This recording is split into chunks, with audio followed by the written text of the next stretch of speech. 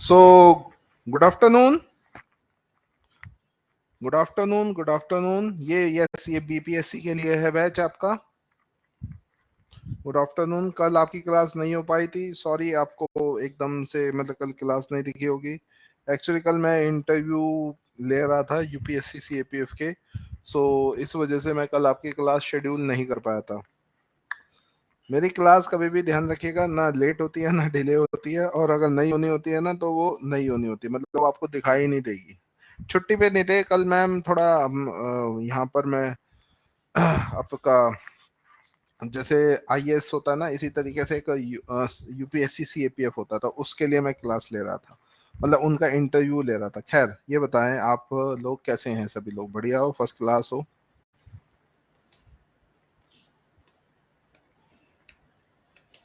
अरे यार ये क्या हुआ? अभी तो सही चल रहा था ये। जरा एक मिनट रुकिएगा, एक मिनट रुकिएगा, वेट करिएगा, वेट करिएगा, एक एक 2 मिनट रुकिए। मेरे को कंप्यूटर रीस्टार्ट करना पड़ेगा, मेरा पेन नहीं चल रहा है। नहीं होगा तो बोर्ड से कराऊंगा। परेशान ना होइए आप सभी लोग।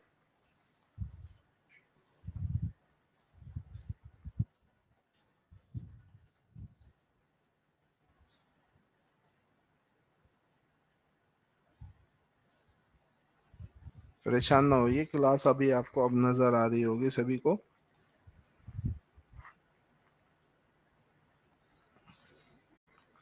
तो पिछली क्लास में हम एक्चुअली क्या है ना, आपका बीपीएससी का जब मैंने प्रीवियस पेपर देखे तो मेरे को लगा कि आपको जो जीके है वो काफी अच्छे स्तर की करानी पड़ेगी, क्योंकि जो आपका बिहार से संबंधित इतिहास है उसमें बहुत ही विचित्र विचित्र तरीके के क्वेश्चन पूछे जाते हैं। ठीक है जी, अब आपको क्लियर दिखा। मैं अपना कैमरा बंद कर देता हूँ ताकि मेरी फोटो के पीछे कोई चीज छुपे ना।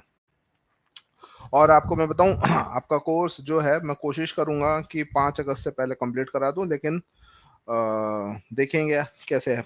अच्छा ये बताएं, मैंने आपको जो लास्ट क्लास में आपको कौरवकी के बारे में बताया था, कौरवकी के बारे में बताया था, और अशोक के शिलालेखों के बारे में शायद मैंने आपको जानकारी नहीं दी थी। ठीक है, तो लिखिएगा जरा यहाँ पर।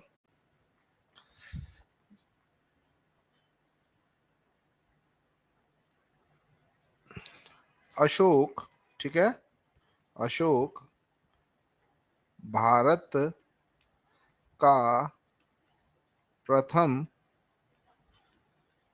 शासक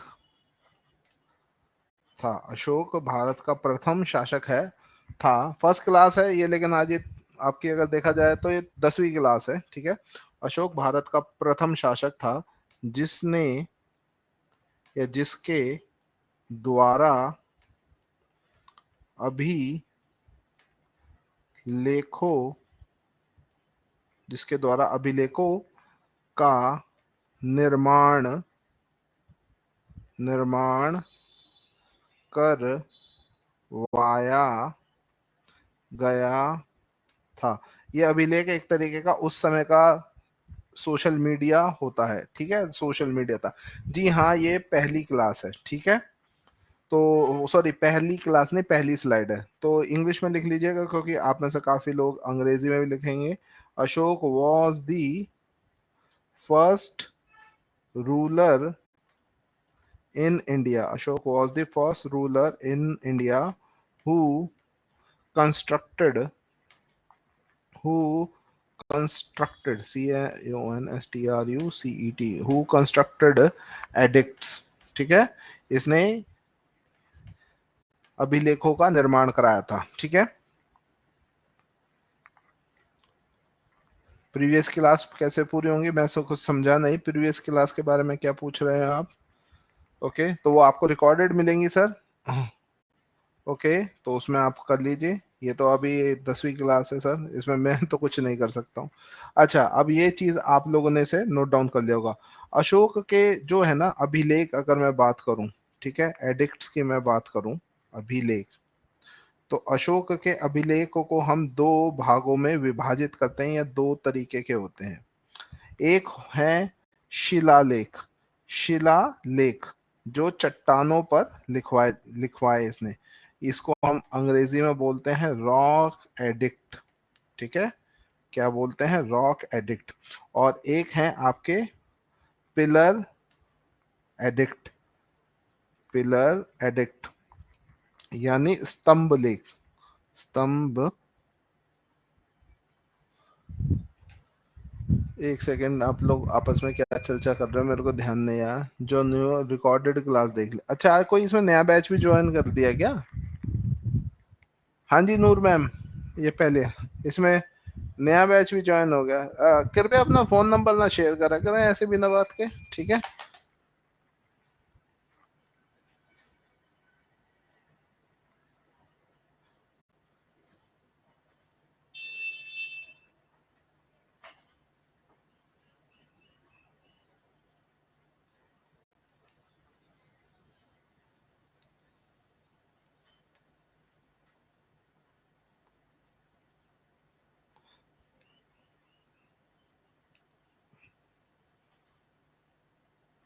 स्तंभ, स्तंभ ऐसे लिखते हैं, स्तंभ लेख। चलिए मेरे से गलत लिखा गया है, लेकिन आप लिख लीजिएगा। इसके जो हैं आपके 14 शिलालेख हैं, ठीक है। शिलालेखों की संख्या कितनी है? 14 है, प्रणाम प्रणाम। और जो इसके स्तंभ लेख हैं वो कितने हैं? 7 हैं। जैसे आपने एक सुना होगा फिरोज शाह तुगलक, ठीक है। फिरोज शाह तुगलक ने क्या करा था, आपका अशोक के दो स्तंभों को दिल्ली में स्थानांतरित कराया था, मेरठ और आपका टोपरा से। गिरनार का जो है, ठीक है, सोनिका झा में मैं नहीं दिखा दे रहा हूँ। गिरनार का जो है ना सर, वो आपका रुद्र दमन ने कराया था, उसमें चंद्रगुप्त का वर्णन मिलता है। ओके, तो अशोक के 14 शिलालेख हैं और 7 इसके क्या है, स्तंभ लेख है। अगर इनकी मैं भाषा की मैं बात करूं, ठीक है, इनकी मैं भाषा की बात करूं कि कौन सी भाषा में ये लिखे गए हैं यानी लैंग्वेज, तो ये आपका 3 भाषाओं में लिखे गए हैं। इस पे बीपीएससी में क्या प्रश्न आया देखो, मैं एक है खरोश, ख ख खरगोश, खरोष्टी, खरोष्टी, के S H R O S T H I, Kharoshthi. ध्यान रखिएगा, बीपीएससी में ये प्रश्न पूछा गया था कि कौन सी भाषा राइट से लेफ्ट की तरफ लिखी जाती है। जैसे उर्दू जो भाषा है वो राइट से लेफ्ट की तरफ लिखी जाता है, खरोष्ती भाषा भी आपका राइट से लेफ्ट की तरफ लिखी जाती है, ठीक है, बिल्कुल बिल्कुल खरोष्ती। फिर एक है अरमाइक, ठीक है। ये अरमाइक जो है एक तरीके के, जो आप कह रहे हो ना तमन्ना परवीन मैम, आपने बिल्कुल सही करा। ये अरमाइक की मैम एक ग्रीक भाषा का वर्जन है, ठीक है। अरमाइक ही आपका क्या है, एक ग्रीक भाषा का वर्णन है, ठीक है। और ब्राह्मणी, ठीक है, बिल्कुल सही। आप लोगों ने देखो, एक तो खरोष्टी भाषा में लिखा है, एक अरमाइक भाषा में लिखा है, एक पाली भाषा में लिखा है। पाली, सॉरी पाली नहीं, प्राकृत, ठीक है, प्राकृत। प्राकृत जैन धर्म की भाषा होती थी, ठीक है, प्राकृत, ठीक है, ये जैन धर्म की भाषा होती थी। और तीसरी जो है आपकी ब्राह्मी, ब्राह्मी, ठीक है, ब्राह्मी लिपि है, ब्राह्मी आप हिंदी में लिख लेंगे। गुड आफ्टरनून सभी को। सो इसको जरा लिख लीजिए। अभी आप लोगों को ना मैं इसका संग्रह कर रहा हूँ, एक्चुअली ना मैं और चीजों में भी व्यस्त रहता हूँ ना, तो टाइम नहीं निकाल पाता, लेकिन आपके लिए, हाँ बिल्कुल मैम, वही चीज मैं आपको बता रहा हूँ।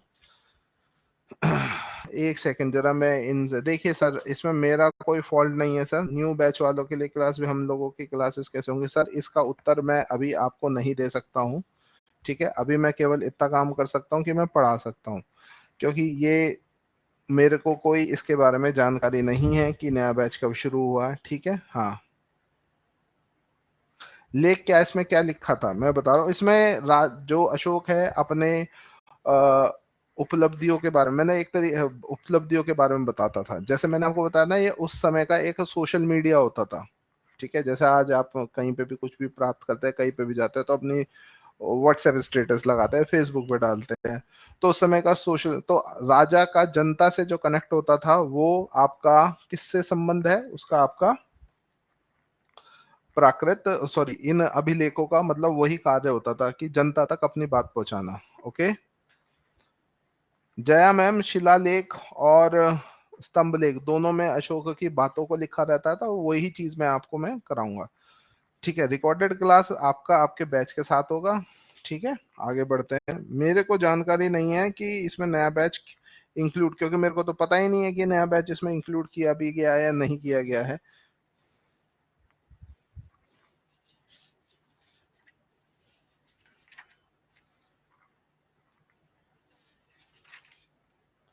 तो अब जरा ना अशोक के शिलालेखों की बात करते हैं। ठीक है, किसकी शिलालेख, फिर इम्पोर्टेंट इम्पोर्टेंट, हाँ बिल्कुल। 14 शिलालेख है, लेकिन 14 शिलालेखों के बारे में मैं जानकारी नहीं दूंगा, लेकिन जो महत्वपूर्ण है उस चीजों के बारे में मैं आपको जरूर जानकारी दूंगा। देखिए, सबसे पहले इसके बात करते हैं प्रथम शिलालेख की। ओके, यानी फर्स्ट रॉक एडिक्ट, प्रथम शिलालेख। तो जो प्रथम शिलालेख है, इसमें इसने क्या करी है, पशु बलि की निंदा करी है, यानी पशु बलि को प्रतिबंधित किया गया है।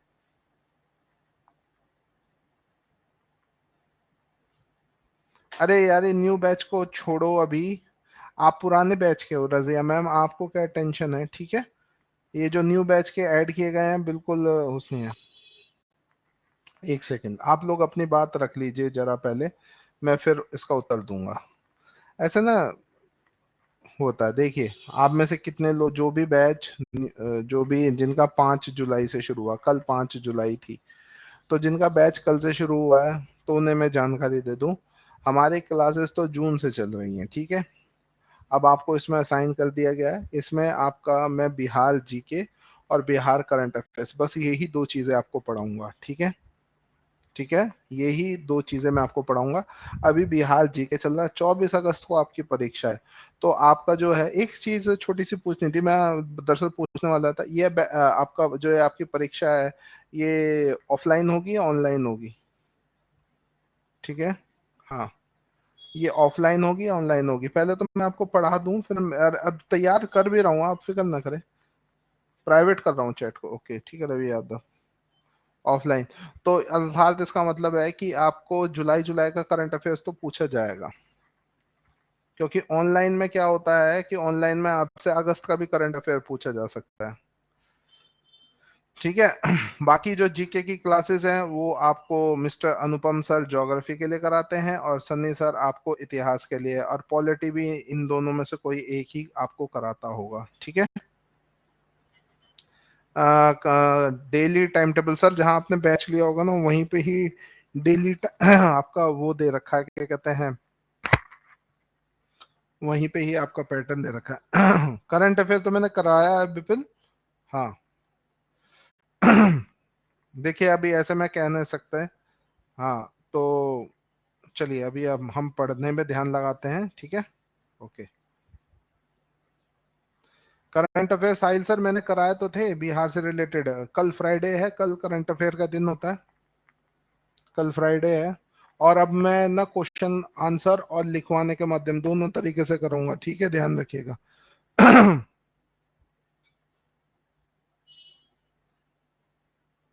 सुहानी सिंह मैम, आपकी बात सराखों पे। चलिए, अब ध्यान रखिएगा, पशु बलि, अब जो मेरे भाई या बहन हिंदी में लिख रहे हैं, पशु बलि की निंदा करिए या प्रोहिबिट। ठीक है, प्रोहिबिट एनिमल स्लॉटर, क्योंकि अशोक के रसोई में ये कहा जाता है कि मोर और हिरन का मांस बनाया जाता था। तो अशोक के प्रथम शिलालेख से किसकी हमें जानकारी मिलती है, अशोक के प्रथम शिलालेख से हमें पशु बलि की जानकारी मिलती है। ठीक है, हाँ बिल्कुल। दूसरा जो है शिलालेख, ठीक है, दूसरा शिलालेख ये बहुत तो महत्वपूर्ण है, क्योंकि अशोक का जो शासन काल था उसमें पूरे भारत पर था, लेकिन जो दक्षिण भारत था, विशेषकर आपका देखा जाए स्पेशली तमिलनाडु, तो अशोक के दूसरे शिलालेख में हमें चोल साम्राज्य, चोल साम्राज्य, और आपका चोल के साथ केरल, केरल पुत, ठीक है, ये केरल पुत जो था ना, केरल, ये आपका चेर साम्राज्य था, चेर, चेर भी बोलते थे, केरल पुत। और आपका दूसरा था पांड्या, ये पांड्या थोड़ा सा तमिलनाडु के से ऊपर आपका इधर आंध्र प्रदेश के साथ था, इनका पांड्या, पांड्या, पांड्या। ठीक है, तो अगर आपसे पूछें कि चोल वंश या दक्षिण भारत की या संगम, ये जो सारे हैं ना, इनको हम संगम इतिहास बोलते हैं, संगम। ओके, दक्षिण भारत के इतिहास को संगम इतिहास बोलते हैं।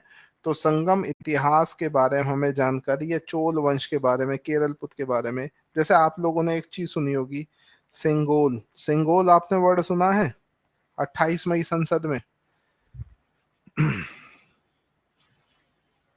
ठीक है, तो सेंगोल, अच्छा, इसी से ही आपका जो सेंगोल शब्द था, ठीक है, सेंगोल वो आपका चोल साम्राज्य से संबंधित था। ठीक है, सेंगोल आपका चोल साम्राज्य से संबंधित था। फिर जो इसका तीसरा शिलालेख है, ठीक है, तीसरा शिलालेख, तीसरे शिलालेख से हमें इसके, जैसे आप लोग टीचर बनोगे, टीचर के बाद प्रमोट होगे, या फिर एक तरीके से हमारे जिले में क्या होता है, एसडीएम होता है।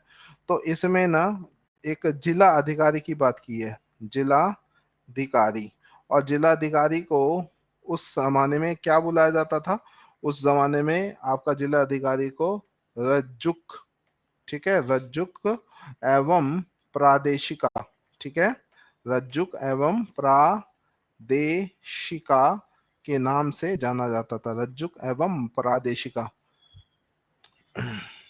हाँ, ये जो चे है ना, अगर आप सर्च करोगे रजिया मैम, तो ये जो है ना, इसमें इसी केरल पुत को ही चेर हम पढ़ाते हैं। ओके,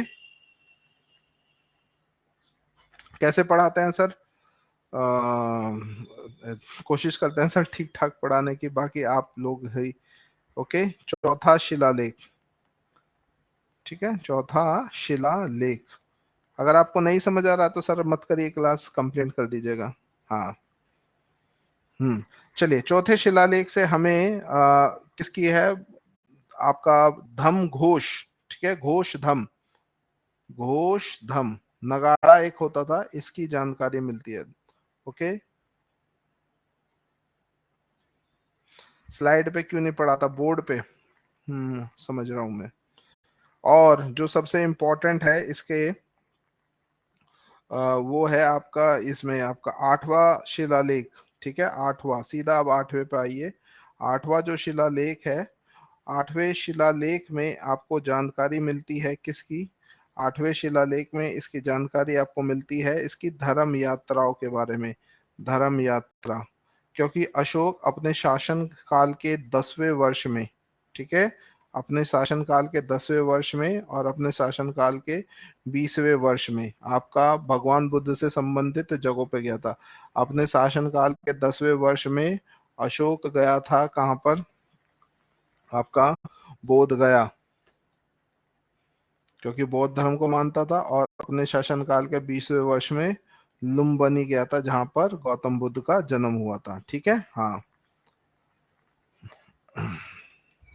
घोष धम या धम घोष इसे बोलते हैं। ठीक है, इसके बाद जो 13वां शिलालेख है, ठीक है, 13th रॉक एडिक्ट, इससे आपका रॉक एडिक्ट, ये मैं अंग्रेजी में लिख देता हूँ। 13th रॉक एडिक्ट जो है, इससे हमें कलिंग युद्ध की जानकारी, आपको मैं पहले भी लिखवा चुका हूँ, कलिंग युद्ध की जानकारी प्राप्त होती है। ठीक है, किसके युद्ध की जानकारी प्राप्त होती है? कलिंग युद्ध की जानकारी प्राप्त होती है।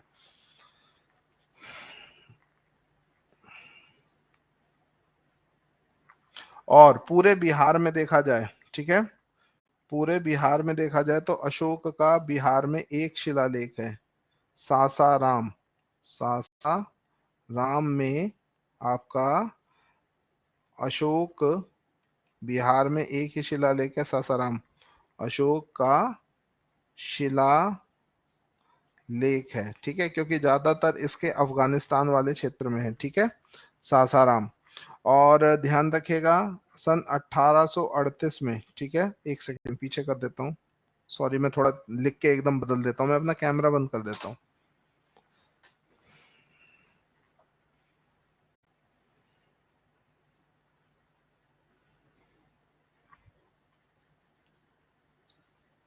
इसके जो सबसे ज्यादा जो इसके शिलालेख हैं वो आपका उत्तर पश्चिमी भारत में है, बिहार में सासाराम में पड़ता है। हाँ बिल्कुल बिल्कुल, बैक करके लिख लीजिए।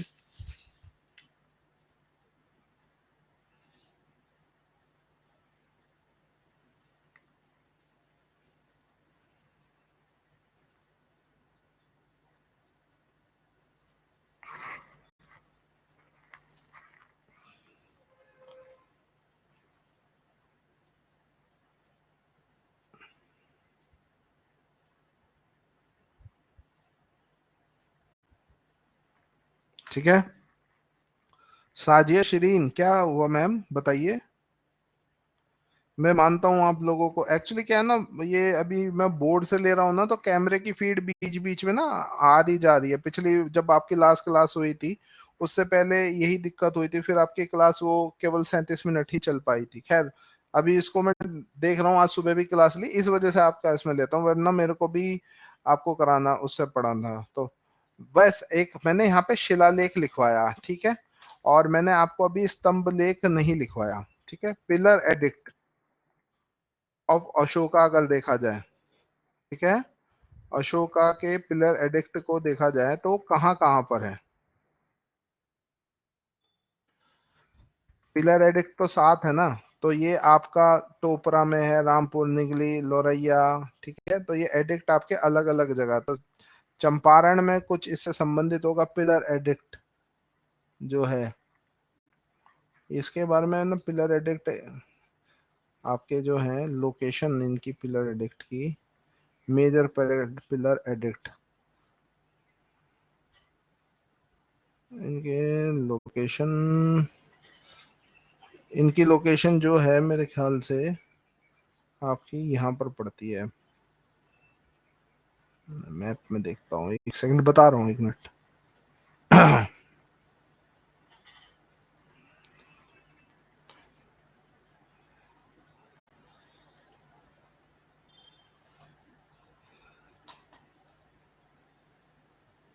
हाँ, ये आपका जो है ना पिलर एडिक्ट, वो वेस्ट चंपारण में है, ठीक है। हाँ, मैंने अपना कैमरा बंद कर रखा है। तो अगर देखिए, एक होता है डेसिफर्ड, डेसी, DECIPHRED, डेसिफर्ड। डेफिसिड को मतलब है अगर कोई ऐसी भाषा जिसको पढ़ा जाता है, पढ़ा गया, मतलब जिसके बारे में जानकारी नहीं होती लेकिन उसे उसके डी कोड करना, तो वो सन 1838 में आपका जेम्स प्रिंसेप, ठीक है, जेम्स प्रिंसेप नामक व्यक्ति ने अशोक के अभिलेखों को पढ़ा था, ठीक है। हाँ, वही नागनंद लौरैया वाला जो आप बता रहे हो, वही आपका वेस्ट चंपारण में। तो अशोक के बारे में ये है। और अशोक जो था मौर्य वंश का क्या था, अंतिम शक्तिशाली शासक था। अशोक की मृत्यु जो है, अशोक की मृत्यु वो हो जाती है 232 ईसा पूर्व में, यानी ईसा मसीह के जन्म से 232 पहले आपका अशोक की मृत्यु हो जाती है, ठीक है। अब अशोक की जब मृत्यु हो जाती है तो उसके बाद क्या कहते हैं, उसके पुत्र होते हैं, ठीक है, बाकी के 6 मतलब उसके वंशज आते हैं। और 185 ईसा पूर्व में, ठीक है, 185 ईसा पूर्व में मौर्य वंश का अंतिम शासक जो होता है, मौर्य वंश का अंतिम शासक, 1838 ही मैंने पढ़ा है, एनसीईआरटी में 1838 है। लूसेंट में तो आप जानते ही हो कि काफी त्रुटियां पाई गई हैं। मौर्य वंश का अंतिम शासक यानी लास्ट मौर्यन रूलर, मौर्य वंश का अंतिम शासक जो था वो था, उनका नाम था बृहद्रथ, बृहद्रथ। और ये जो बृहद्रथ था, इसकी हत्या, इसकी हत्या जो किसकी करी थी, इसकी हत्या इसके सेनापति, इसकी हत्या इसके सेनापति पुष्यमित्र शुंग, पुष्यमित्र शुंग के द्वारा की गई थी। ये जो पुष्यमित्र शुंग था, ये आपका भारत पर शासन करने वाला प्रथम ब्राह्मण शासक था, पुष्यमित्र शुंग। आपने मालविका अग्निमित्रम नाम सुना है? मालविका अग्निमित्रम कालिदास की रचना है ना, मालविका अग्निमित्रम। अरे कोई बात नहीं सुहानी मैम, ये देखिए हमारे कॉन्स्टिट्यूशन ने, हाँ, नो मैम, खुशबू, आप लोगों को यहाँ पर तो मैं बिहार जीके से रिलेटेड पढ़ा रहा हूँ, लेकिन जब आपको करंट अफेयर कराऊंगा तो उसमें आपका नेशनल और बिहार दोनों से संबंधित होगा, ठीक है। और यहाँ पे देखिए भारत के संविधान ने आपको अधिकार दे रखा है, अपनी राय दे सकते हैं, लेकिन अनुच्छेद 19 सब क्लॉज ए, ठीक है, वो कहता है कि भारत में बोलने, वाद और अभिव्यक्ति की स्वतंत्रता है, लेकिन इस पे तर्कपूर्ण बंदिशें भी शामिल हैं, ठीक है। तो उन्हें बोले, उन्हें बोरिंग लग रही है क्लास, तो वो तो मेरे को भी अच्छा नहीं लगता ऐसे पढ़ाना, वो सही कह रहे हैं, उसमें मत जाइए। खैर, अब इसके बाद आता है उत्तर मौर्य काल। अपने लक्ष्य से मत भटको, अर्जुन की तरह अपने निशाने पे रहो। ओके, भारत के पहले जो राष्ट्रपति है ना, डॉक्टर राजेंद्र प्रसाद जी, उन्होंने पता क्या कहा था, उनकी एक मैं किताब पढ़ रहा था, और उस चीज को, क्लासरूम में आपको हर प्रकार का बच्चा मिलेगा, उसको आप टैकल कैसे कर सकते हो, अपनी बोलचाल से और अपने स्वभाव से। तो ध्यान रखिएगा, डॉक्टर राजेंद्र प्रसाद ने कहा था कि भाई, उनसे पूछा अंग्रेजों ने कि भाई भारत में इतना टैलेंट है तो फिर इतना भारत पीछे क्यों है, तो डॉक्टर राजेंद्र प्रसाद ने कहा था लोग क्या कहेंगे। एक्चुअली हम ना कोशिश करते हैं दूसरों को इम्प्रेस करने की, ठीक है, कि लोग ये कहेंगे, हम अपने आप पे ध्यान ही नहीं देते, हम अपने आप पे काम पे ध्यान दें, अपने आप लोग कुछ कहेंगे, ठीक है, और लोग क्या कहेंगे ये भी मैं सोचूंगा, या तो लोग क्या सोचेंगे, ठीक है। तो अपने काम पे ध्यान दें, जो जैसा चल रहा है वह। हाँ, ये मैं आप लोग जो ये बोल रहे हो ना, ये शब्द मैं अभी पहली बार नहीं सुन रहा, ये मैं इससे पहले भी सुनता आया हूँ, और फिर उन्हीं बच्चों का बाद में सिलेक्शन के बाद कॉल भी आया, दो दो तीन तीन साल बाद भी आया। मौर्य वंश स्टार्ट नहीं हुआ, मौर्य वंश खत्म हुआ, उत्तर मौर्य वंश, ठीक है, इसको हम बोलते हैं लेटर, लेटर मॉडर्न डायनेस्टी, यानी मौर्य वंश के बाद और कौन कौन से वंश आए थे, ठीक है। हम्म ओके, तो उत्तर मौर्य वंश, अब ये उत्तर मौर्य वंश में इस समय ना इंडिया में बड़ी खिचड़ी बनी हुई थी। खिचड़ी मतलब कैसे, कि उत्तर पश्चिम में आपका कनिष्क का शासन था, जिनको हम कुषाण बोलते थे, फिर नीचे शक थे, तो वो नेशनल जीके में हम पढ़ते हैं। अगर उत्तर मौर्य वंश में हम देखें तो इसमें, वैसे मैं आपको बता दूं, उत्तर मौर्य वंश में आपका इस प्रकार से आएगा, एक तो इसमें सबसे पहले आएगा शुंग वंश, ठीक है, शुंग वंश, फिर इसके बाद आएगा कण्व वंश, शुंग वंश और कण्व वंश। ये शुंग वंश का संस्थापक आपके पुष्यमित्र शुंग थे, ये दूसरा ब्राह्मण वंश था कण्व वंश, और इसके बाद आपका आता है कुषाण। लेकिन ये कुषाण का जो संबंध है वो बिहार से है ही नहीं, क्योंकि कुषाण का जो है आपका अफगानिस्तान से लेकर मथुरा तक शासन था, तो ये कुषाण का आपका बिहार से संबंधित नहीं है, शुंग वंश और कर्ण वंश से संबंधित है। मैंने आपसे पूछा था मालविका अग्निमित्रम, ठीक है, सातवाहन जो है वो आपका आंध्र प्रदेश से है, ठीक है। आंध्र प्रदेश की कैपिटल बताओ क्या है, बड़ा ही सिंपल सा क्वेश्चन पूछा है, आंध्र प्रदेश की कैपिटल बताओ, देखें कितने लोग मेरे को आंध्र प्रदेश की कैपिटल बताएंगे। सही सही बताना, क्योंकि उसकी कैपिटल बड़ी चेंज हुई है।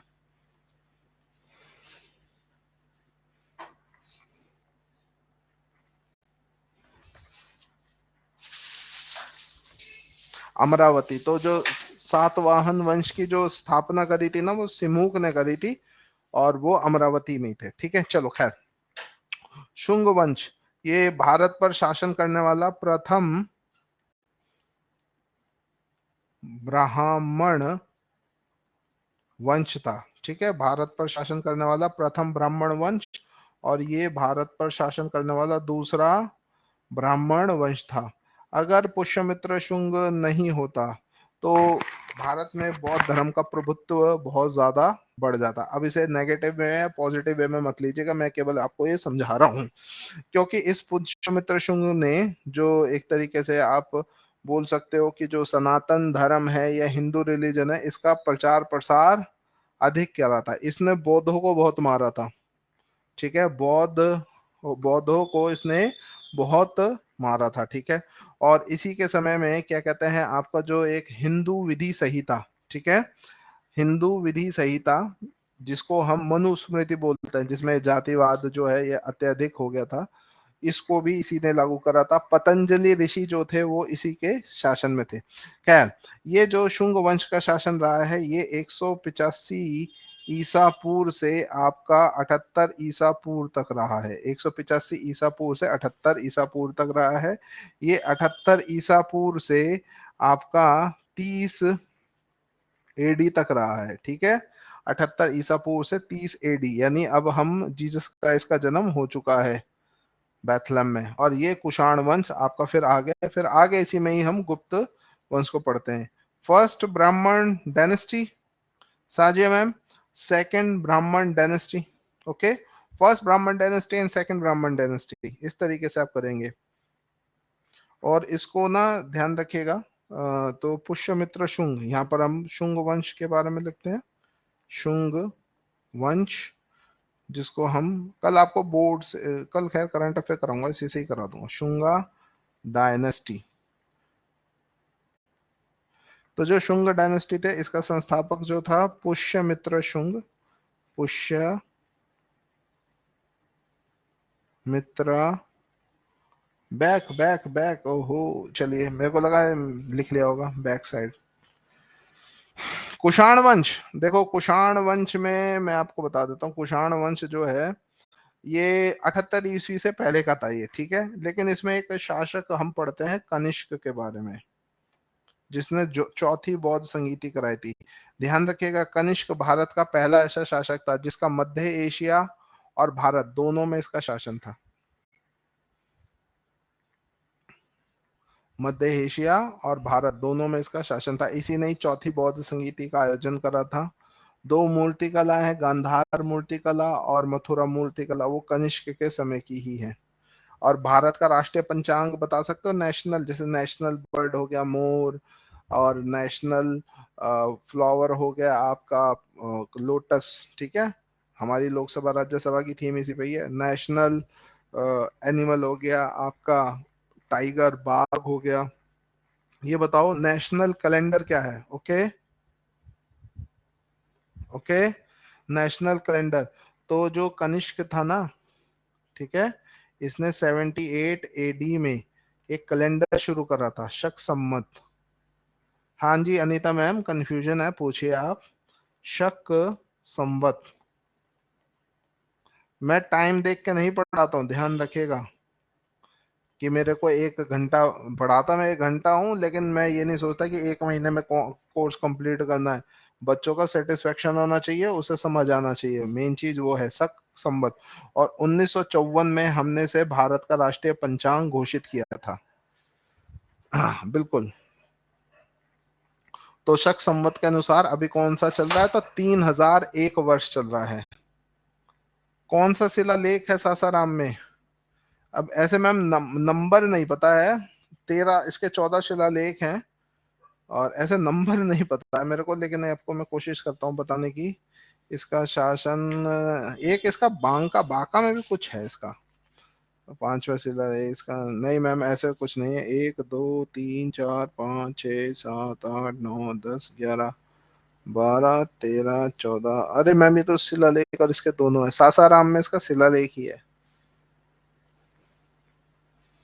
ठीक है, और 7 जो इसके है ना, वो टोपरा मेरठ ये इसके हैं। ठीक है। हम्म।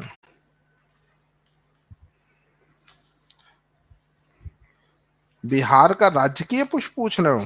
अरे वाह, बिहार का राज्य के पुष्प आपका देखो, इसका राज्य का पुष्प गेंदा मैरीगोल्ड है। राज्य पक्षी आपका गोरैया है। राज्य वृक्ष पीपल है। द्वितीय भाषा उर्दू है। राज्य की भाषा हिंदी है। राष्ट्रीय मछली मांगुर है। राष्ट्रीय बोलो, राज्य की पशु बैल है। राष्ट्रीय गीत, राज्य गीत मेरे भारत के कंठहार तुझको शत शत नव शत शत वंदन बिहार। राज्य की प्रार्थना जो है, मेरे रफ्तार पे सूरज की किरण का नाच। और राज्य के खेल आपका क्या है? कबड्डी है। गेंदा फूल रोज भगवान शंकर पर चढ़ाने का हमें ये सौभाग्य प्राप्त होता है। गेंदा, गेंदे की माला ही बनती है ना। पुष्यमित्र शुंग। अब इस पर आ जाते हैं। ठीक है, हाँ ऑक्स। विक्रम संमत दूसरी चीज है सर, वो एक हमारा वो दूसरा उस पर चलता है विक्रम।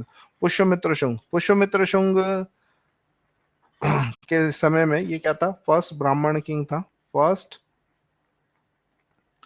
ब्राह्मण किंग था। ठीक है, और इसके जो इसी के समय में पतंजलि इनके जो थे, एक तरीके से राजवैद्य आप बोल सकते हो, राजवैद्य। और पतंजलि ने दो पुस्तकें लिखी हैं, एक तो लिखी है योग सूत्र, ठीक है, और दूसरी योग सूत्र के अलावा इन्होंने क्या, महाभाष्य, महाभाष्य।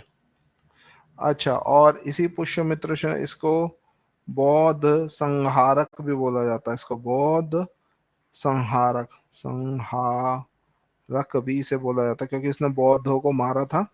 और इसने आपका मनुस्मृति, मनुस्मृति इसको लागू किया था। ये मनुस्मृति में महिलाओं और जो शूद्रों का जो सामाजिक स्थिति है ना, वो बहुत ही कर देता। तो ये कट्टर ब्राह्मणवादी शासक था। इसका बेटा था, इसका बेटा पता कौन था? इसका बेटा था अग्निमित्र, जिसके ऊपर कालिदास का एक नाटक है, ठीक है, जिसके ऊपर कालिदास का एक नाटक है, मालविका अग्निमित्रम। और इसने 84 स्तूपों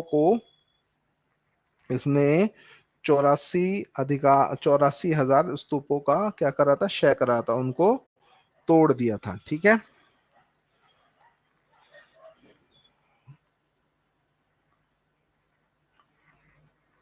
अब इसके बाद शुंग वंश में इतना ही आपको लिखना है, नेशनल जीके में भी नहीं हम पढ़ते। इसके बाद आपका आया था कर्ण वंश। आज आपका जो प्राचीन भारत है ना, वो खत्म हो जाएगा। कर्ण वंश जो था, ये कर्ण वंश का जो संस्थापक है, ध्यान रखिएगा, बस इतना ही लिखना है, कर्ण वंश, ओके, का जो संस्थापक था, उसका नाम था, कर्ण वंश के संस्थापक का वासुदेव, वासुदेव। अरे रुक जाइए, मेरे को लगा आप लोगों ने लिख लिया होगा, सॉरी, मैं थोड़ा तेज कर देता हूँ। बस, क्योंकि मैंने इसी में बस यही लिखा है, और आप कोई से भी अगर उठा के देखेंगे तो उसमें केवल इतनी ही चीजें बताई गई है। एक मैंने पता नहीं कहीं प्रश्न देखा था, या मेरे को लगा नहीं कि बीपीएससी में इस तरीके का, कि हिंदू धर्म का पुनरुत्थान किसके द्वारा किया गया था, तो उसमें ऑप्शन में पुष्यमित्र शुंग दे रखा था, ठीक है। तो कर्ण वंश के संस्थापक आपके कौन थे? वसुदेव। बस इसके बारे में इतना ही लिखना है। अब बिहार से संबंधित कनिष्क के बारे में कोई हमें नहीं पढ़ना होता, क्योंकि कनिष्क का संबंध बिहार वाले क्षेत्र से नहीं रहा है। तो आपको जो नेशनल हिस्ट्री जो सर पढ़ाएंगे, वो उसके बारे में बात करेंगे। अब हम आ जाते हैं भारत के स्वर्ण काल, जहाँ डाल डाल पर सोने की चिड़िया करती हो बसेरा, वो भारत देश है मेरा। तो जो स्वर्ण युग कहा जाता है भारत का, वो इस गुप्त वंश को कहा जाता है, गुप्त वंश।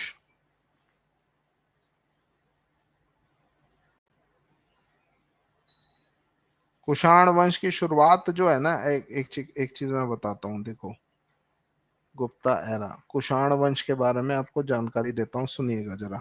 जैसे,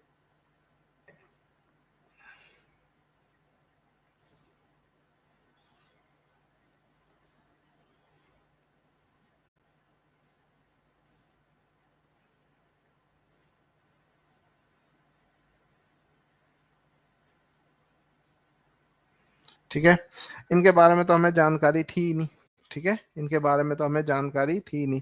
कुषाण वंश की जो शुरुआत होती है ना, मध्य एशिया और चाइना से होती है। वो इस तरीके से फैलते फैलते ना, वो भारत के इतने हिस्से पे आपका शासन करते हैं। तो एक्चुअली वो बिहार वाले रीजन में आए ही नहीं थे, तो मैं तो बिहार जी के पढ़ा रहा हूँ इस वजह से, ठीक है।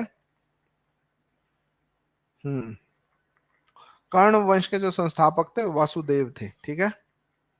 आप कभी ज्योग्राफी में से पढ़ने का आपको मौका मिलेगा, तो आप लोग बड़ा एंजॉय करेंगे दिन रात की अवधि। वैसे आप मेरा डालेंगे नाम, Jeevesh Kumar geography, latitude and longitude, वो आपका आ जाएगा अगर आपको पढ़ना होगा। जी हाँ, बिल्कुल, गुप्त वंश। सबसे पहले आप ये बताओ, जो time line of Gupta era कितनी है? Time line of Gupta empire, ठीक है, टाइम लाइन जो गुप्त वंश की जो है, वो कितनी बैठती है?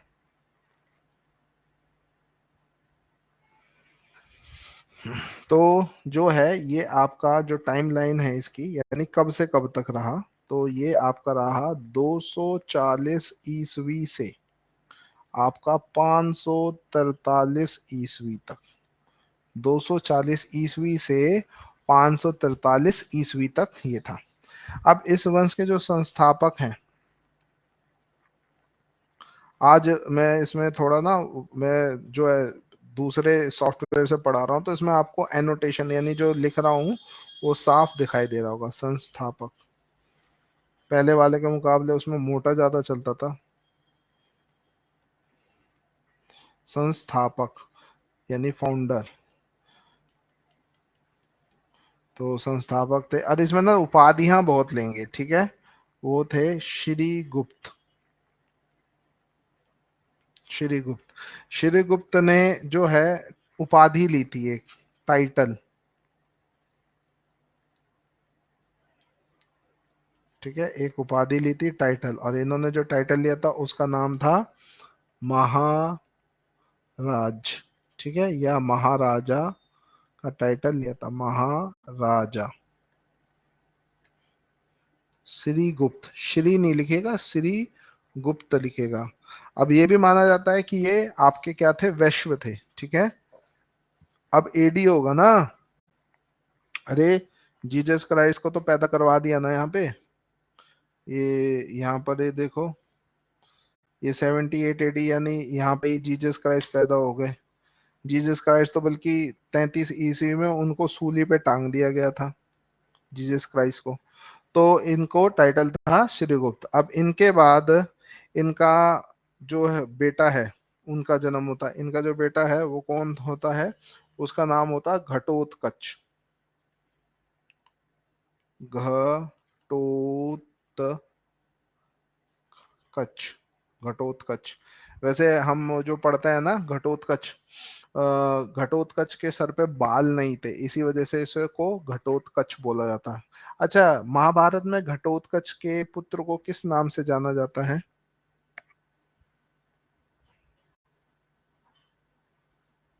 आज वो फिर कैमरा ऑफ क्यों है? लो कैमरा ऑन कर देते हैं, ऐसी कोई बात नहीं है। वो कुछ दिखता है नहीं उसमें कैमरे में, इस वजह से। हाँ जी, घटोत्कच के, महाभारत में घटोत्कच के पुत्र को किस नाम से जाना गया है? बर्बरीक, उनका मंदिर है जिनको खाटू श्याम जी बोला जाता है। उनके सर, उनके बाल ही बाल थे, इस वजह से उन्हें बर्बरीक कहा जाता है।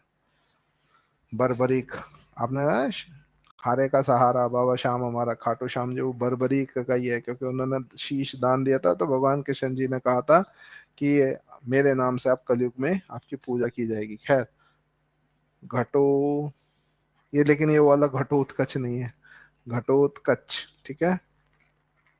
घटोत्कच का जो शासन रहा है, इनका रहा है श्रीगुप्त का 240 से 280, और इनका रहा है 280 से 319। लेकिन इन्होंने एक रेड कलर में नहीं दिखाई दे रहा था, इस वजह से वो मैंने, हाँ व्हाइट कलर में, हाँ बिल्कुल कर लिया।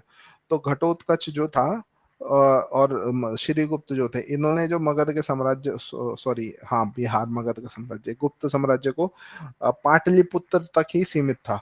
फिर इसके बाद जो राजा बनता है उसको हम गुप्त वंश का वास्तविक संस्थापक कहते हैं। क्या बोलते हैं? गुप्त वंश का वास्तविक संस्थापक। तो इसको बोलते हैं गुप्त वंश का वास्तविक संस्थापक।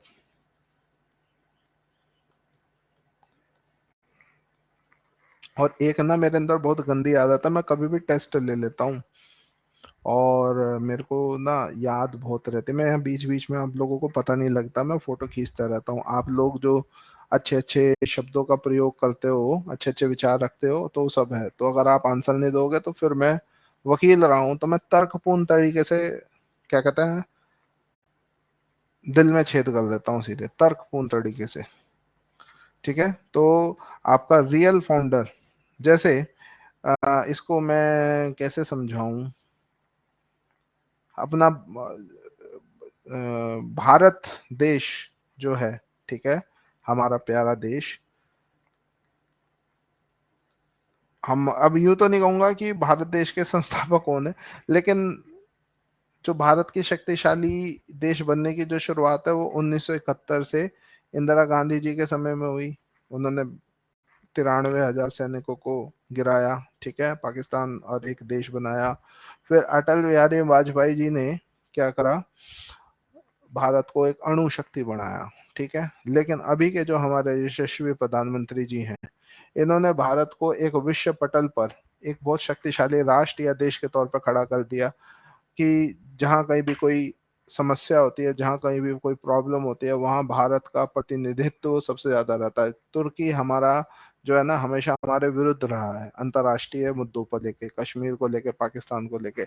लेकिन जब वहां पर अर्थक्वेक आया तो सबसे पहले भारतीय सेनाएं, भारतीय वायुसेना सहायता के लिए बिल्कुल पहुंची थी, ठीक है। तो ये क्या है, भारत एक शक्ति बन रहा है बड़ी। या 2021 में आप देखिए, जब पूरा विश्व कोविड महामारी के चपेट में था, लोग मर रहे थे, और जो ये विकसित देश अपने आप को बोलते हैं, जैसे अमेरिका हो गया, फ्रांस हो गया, ऑस्ट्रेलिया हो गया, इंग्लैंड हो गया, इन्होंने क्या करा, वैक्सीन जो थी, वैक्सीन वो अपने लोगों के लिए स्टॉक कर ली, दो दो तीन तीन, यानी लोग एक हो गए उनको दो तीन बार वैक्सीन लगा सकते हैं। भारत विश्व की सबसे बड़ी जनसंख्या होने के बावजूद भारत ने गरीब 140 देश जो अफ्रीका के हो गए, आपके आइलैंड कंट्री हो गए, और आसपास के हमारे जो बच्चे हैं छोटे, नेपाल, श्रीलंका, बांग्लादेश, म्यांमार, इवन पाकिस्तान, उसे भी वैक्सीन दी है। तो नालायक बेटा, लेकिन दी तो सौ का तो एक बहुत बड़ा विश्व पटल पर। तो एक तरीके से रियल फाउंडर देखे तो हमारे आज के प्रधानमंत्री जी को बोल सकते हैं। तो यानी जिसने उसको नए पैमाने पे बढ़ाया, जैसे सौरव गांगुली ने टीम बनाई इंडिया, धोनी ने उसे बिल्कुल बड़ा कर दिया, तो रियल फाउंडर कहलाया गया। तो real founder of Gupta dynasty, Gupta dynasty, तो ये थे भाई, इनका नाम था चंद्रगुप्त प्रथम, ठीक है। इनका नाम क्या था, चंद्रगुप्त फर्स्ट, ठीक है, चंद्रगुप्त प्रथम। जो चंद्रगुप्त प्रथम है, ये चेंज हो गई स्लाइड, सॉरी। जो चंद्रगुप्त प्रथम है, इनके बारे में एक चीज देखिएगा, इन्होंने टाइटल लिया था महाराजा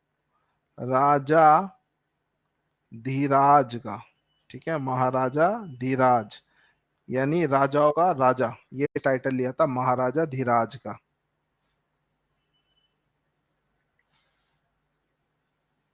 ठीक है,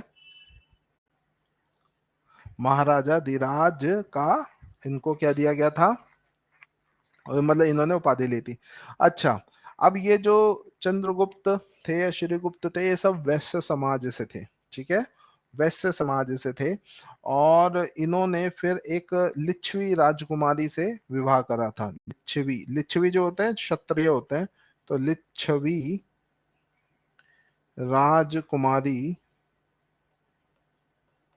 राजकुमारी से विवाह किया था।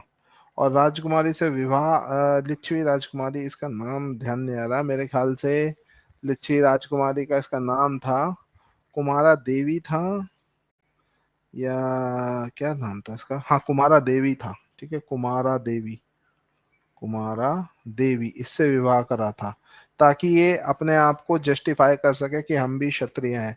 और इस वजह से अगले पेज पर लिख रहा हूं, आप लोग पहले से लिख लीजिएगा।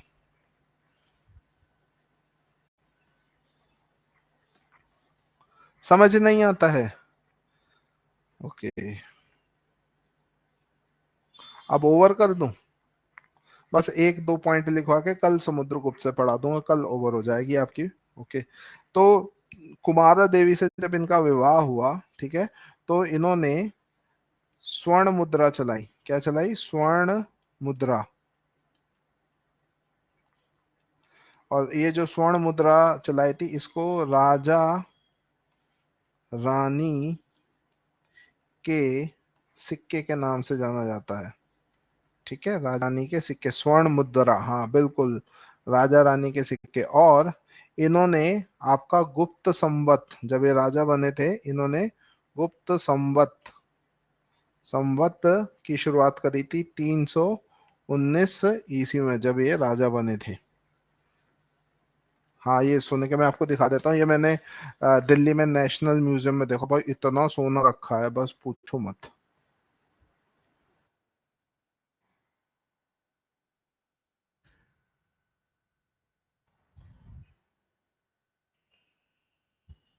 इसी वजह से तो ये लिच्छवी राजकुमारी थी, ये लिच्छवी राजकुमारी थी। तो क्या कहते हैं, समुद्रगुप्त तभी तो अपने आप को लिच्छवी दोहित्र बुलाता था, यानी लिच्छवियों का वंशज बुलाता था। हाँ ये मैं आपको दिखा रहा हूँ, जैसे एक मिनट, ये देखिए इस प्रकार का सिक्का था ये, देख रहे हैं अब आप, ये इस प्रकार का, ये कैसे होते हैं, इनको बोलते हैं आहर्त मुद्राएं, पंच मार्क्ड, यानी मोहर की तरह इनको बनाया जाता था। ये आहर्त मुद्राएं होती हैं, पंच मार्क्ड कॉइन इसे बोलते हैं। ठीक है। हाँ पंच, पंच मतलब जैसे होता है ना, गर्म होता होगा उसके ऊपर एक मोहर मार दे तो पंच मार्क कॉइन इन्हें बोलते हैं।